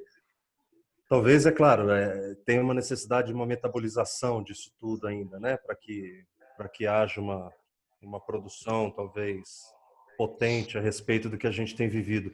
Sim. Mas certamente, dado esse essa efervescência interior aí que todos têm vivido, não necessariamente sobre a pandemia, né, mas por obras que dizem respeito a qualquer coisa, já está movimentada por esse momento, né, já está Uhum. tocada por essa situação e pelo isolamento, enfim, né? Sim. E, e é interessante pensar também, né, assim, eu estava pensando aqui uma outra coisa sobre os sonhos, né? E o sonho é esse lugar, né, de que a gente pode olhar como um oráculo também. Há outra coisa que o Siddhartha Ribeiro vem falando, né? O sonho como oráculo. Mas isso está descrito lá na interpretação dos sonhos, está descrito na ideia. A antiguidade sempre olhou para os sonhos como uma coisa de perscrutar o futuro, né? A partir do passado. E foi isso que fez a gente chegar até aqui de alguma forma. E nos últimos 500 anos isso vem sendo deixado de lado, né? E a gente precisa recuperar um pouco isso para transformar o nosso presente e o nosso futuro.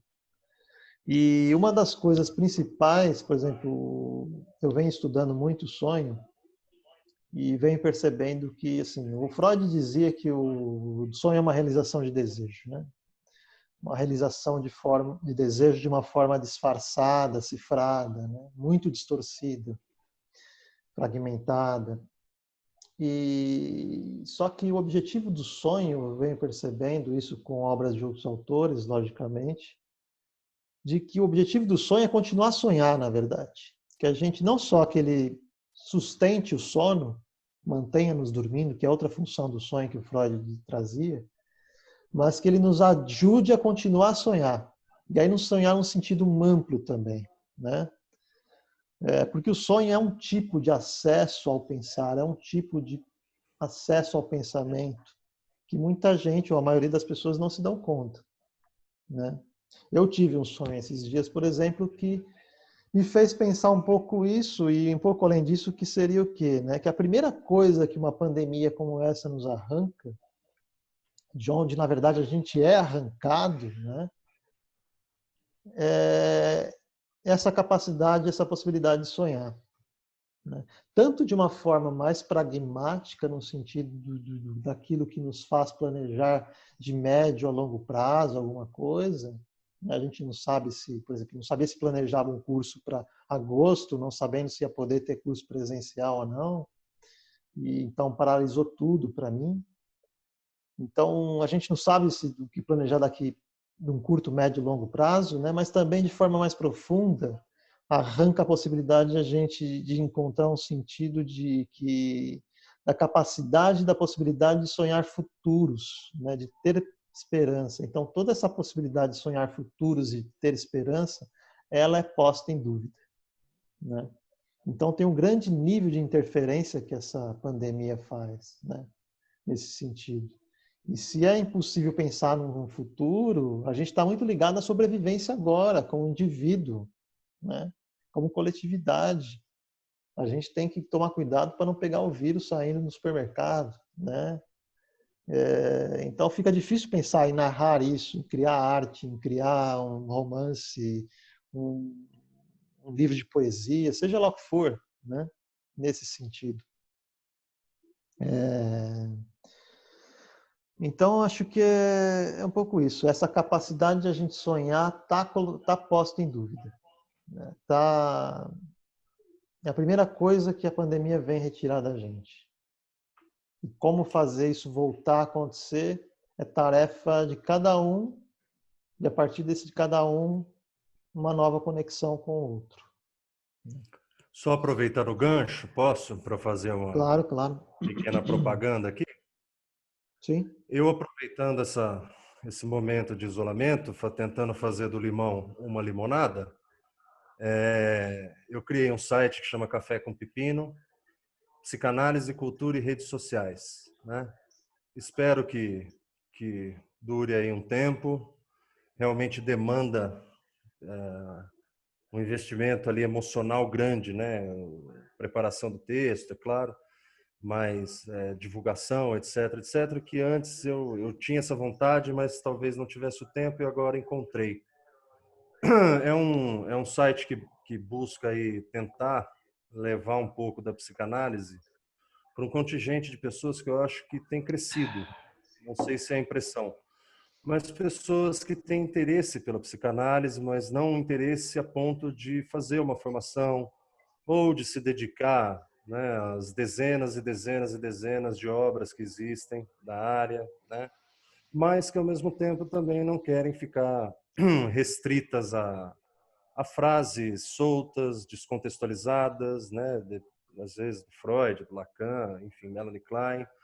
Então eu tento colocar a coisa ali de uma maneira muito difícil, tem sido um exercício muito grande para mim, um exercício ótimo, inclusive, de uma maneira simples, mas ao mesmo tempo que não deixe a coisa ficar simplista demais. Então, alguém que tem um interesse intermediário aí, que gostaria de saber um pouco mais, ou porque faz análise, ou porque tem algum amigo que é psicanalista, ou que tem um interesse, né, um pouquinho maior na psicanálise para além das frases, enfim, tem muita frase que de autoajuda, do Freud, etc. Mas a coisa eu percebia que ficava muito jogada. Então, acho que é um lugar que cabe. Aí eu criei esse site e vou colocar o próximo texto que já está pronto. Eu ia colocar no ar hoje, aí por conta da live não pus. Chama-se A Importância de Sonhar, em que eu estou colocando exatamente essa questão que você levantou agora. Coincidência total, né? Eu tinha comentado com você que eu ia fazer esse texto? Não, não, Não, né? não. Mas, enfim, é uma necessidade e é algo importante, né? E ali, obviamente, eu caio mais para um lado da psicanálise, de uma maneira bastante simples e tal, mas não é tanto esse lado lírico, mas, enfim, uma questão que se coloca de uma maneira prática. É importante sonhar, né? Sonhar, dormir e sonhar, Sim, sim. porque, enfim, isso decanta certas questões, isso apura certas questões, isso relaxa, isso descansa, e isso prepara, né, o corpo e a mente, de alguma forma, para o despertar, para a manhã seguinte, né? E uma hora despertaremos dessa pandemia, né? E estamos despertando todos os dias, E né? para elaborar essas questões todas, né, Claro, cara? para elaborar essas questões, para absorver as reflexões, o conhecimento, enfim. Vou colocar o texto logo mais aí, acompanhem cafécompepino.com.br. Tá. Acabei o jabá. Eu vou postar aqui o site, depois você coloca aqui no chat, ô Fábio. Coloco. O texto não está lá ainda, mas eu vou Eu vou subir daqui a colocar o pouco. site do Ubuntu, tá? Tá.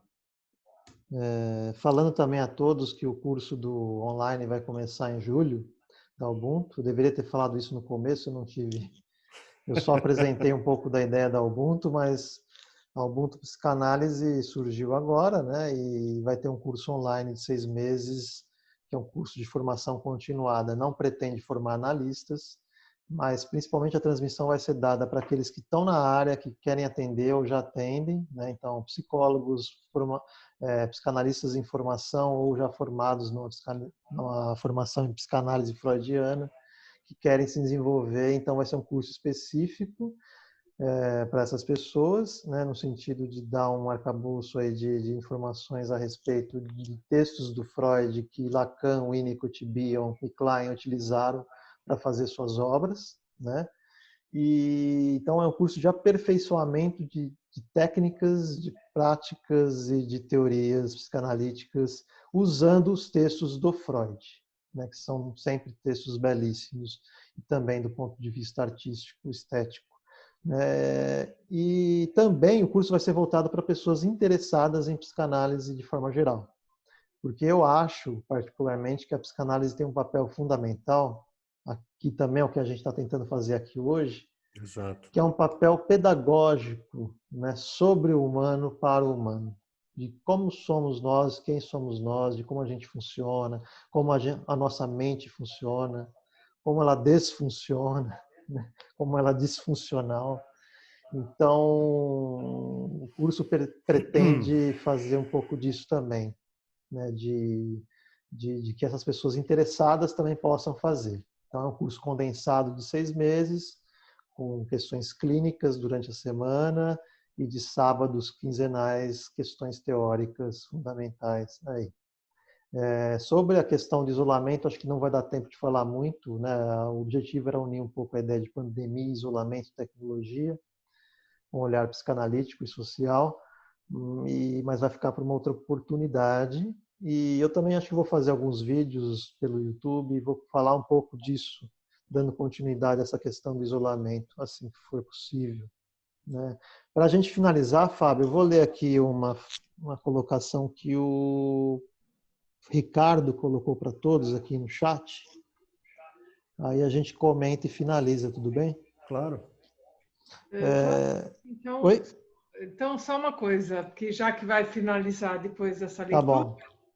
eu primeiro queria parabenizar vocês, agradecer Obrigado, Rosana. pelo evento Obrigado. e, enfim, vou ver aí se eu acompanho a sequência do Ubuntu e do Café com Pepino. Tá uma situação que eu não sei e eu acho que ninguém que está aqui sabe exatamente o que vai ser daqui para frente. Então, que a gente não consegue se comprometer com nada, né? Mas à medida que as coisas forem acontecendo, eu vou tentar participar. Muito Legal. obrigada, hoje já valeu. E vai lá. Fico muito feliz. Obrigado. Muito, muito feliz de estar aqui, Rosana. Faz tempo que eu não te vejo pessoalmente, mesmo online também. E feliz que você está aqui. Aprendo muito com você também. Então vamos lá, vou ler aqui o que o Ricardo colocou e a gente finaliza. Ele diz assim, né? Não me parece uma questão, talvez, é uma colocação dele. Quando não precisamos mais viver em isolamento, creio que teremos novos inimigos para enfrentar, tal como o discurso de que a EAD é mais eficaz e custa menos que a educação presencial. Isso já é uma perversão, né, Ricardo? É a perversão do sistema, das pessoas, né, que fazem de algo virar algo que para satisfazer as próprias necessidades de lucro, etc. Isso pode efetivamente vir a acontecer. Então ele continua aqui. Nisso, questões como ciência, conhecimento, educação ficam cada vez mais em segundo plano, enquanto o avanço lucrativo e preguiçoso desses métodos tecnológicos aumentam. Ao mesmo tempo que avançamos em questões, as biopolíticas do poder, regredimos em como conhecê-las e lidamos com elas, quase uma nova Idade Média. Essa questão toda tem a ver com como as grandes empresas, as grandes as mídias, né, tudo que é muito grande, né, no mundo, lida com as massas, né, como eles transformam as massas, manipulam as massas e daí fazer com que as pessoas sigam esses planos perversos é muito fácil, né? Questões como ciência, que você colocou, conhecimento, educação, que são questões muito importantes, né? Sempre, a educação, por exemplo, não é nem segundo plano, nunca teve em plano nenhum, né? O plano é que a educação não exista, né? Sempre foi esse plano, para que os grandes, o 0,01% dos grandes ricos do mundo mantenham as suas riquezas, né, em pró contra a pobreza de milhares, milhões e bilhões de pessoas, né? Então, o interesse é que a educação não existe. Isso vai se fortalecendo com o advento da tecnologia e isso se torna como fala, um pretexto, né? Esse momento que a gente vive, talvez para quererem utilizar mais EAD. Seria um pandemônio, realmente, né? Não dá para concordar com isso. A ciência, que sempre, por exemplo, teve de mãos dadas com o capitalismo, até a ciência agora vem tirando não, o capitalismo vem largando a mão da ciência também, né? Deixando a ciência de lado e, enfim, é um momento bem perigoso, né? Mas que também é um momento, acredito assim, essa pandemia é um momento talvez necessário, né? Se não fosse a pandemia, a gente não veria determinadas coisas. A gente não veria algumas coisas que acontecem até em nível pessoal, familiar, em nível transgeracional, em nível coletivo mundial. Então, ela tira debaixo do tapete muitas, quase a totalidade das questões que a gente costuma jogar para baixo do tapete e fingir que elas não existem. E a pandemia vem para falar, olha, não dá mais para fingir, né? Não dá mais. Ou a gente lida com determinadas realidades, com determinados conflitos, ou a gente vai sofrer muito e, em nível coletivo, a gente vai desaparecer. Simples assim, né? Então, acho que a pandemia, no fundo, ele é um momento necessário. Até porque, por exemplo, esse vírus não ataca cachorro, não ataca pássaros, não ataca alguns animais. Ele ataca seres humanos, né? Por que está acontecendo isso? Fica aí a questão. E obrigado a todos por participarem. Fico muito feliz que tenha dado certo essa primeira live aí. Foi muito difícil fazer isso funcionar aqui. Essa semana eu quebrei a cabeça para descobrir qual que era o melhor jeito, a melhor plataforma, como gravava, como não gravava, etc.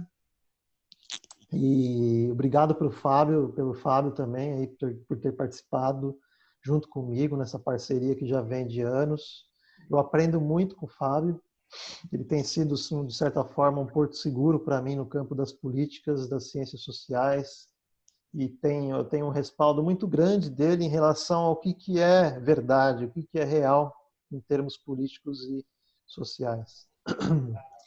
A gente precisa de pessoas assim, opiniões que a gente sinta que são verdadeiras, faróis, né, no meio desse oceano, porque senão a gente é invadido por tudo que aparece aí na mídia virtual, fake news.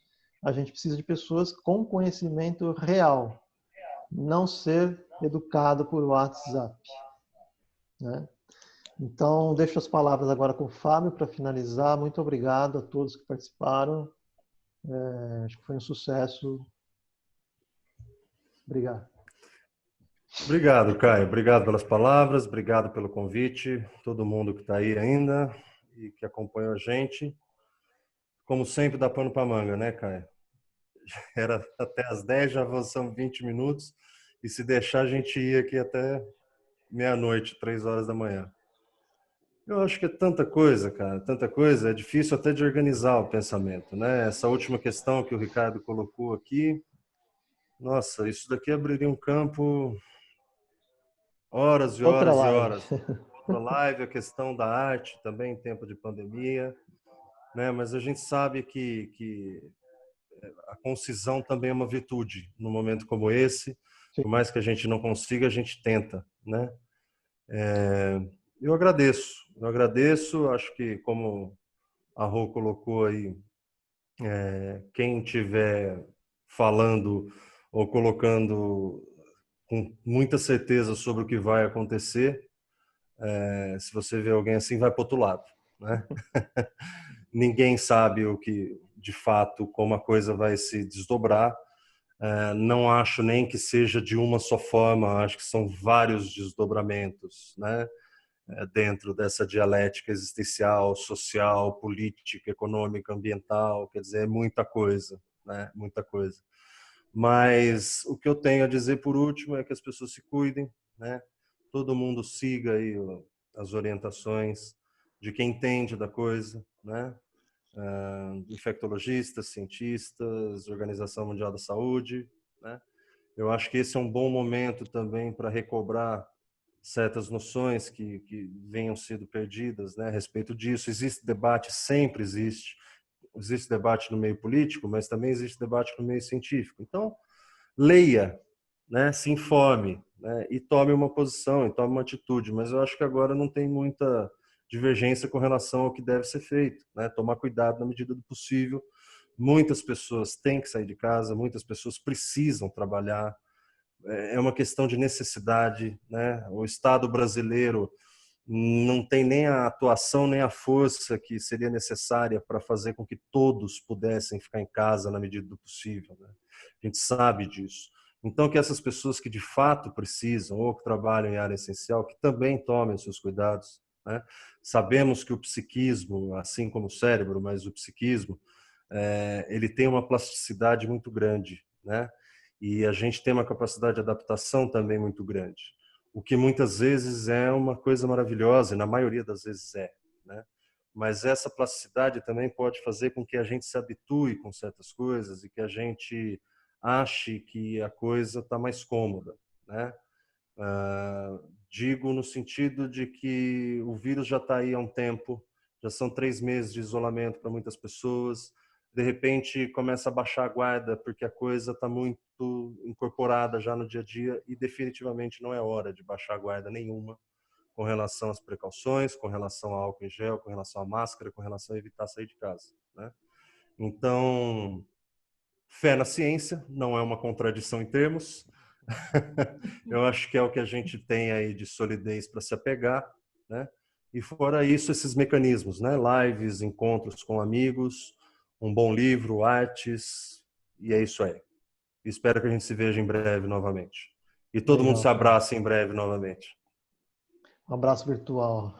Tá joia? Boa Obrigado. noite, obrigada. Tchau, tchau. Valeu, boa noite, gente. Até a próxima. Valeu.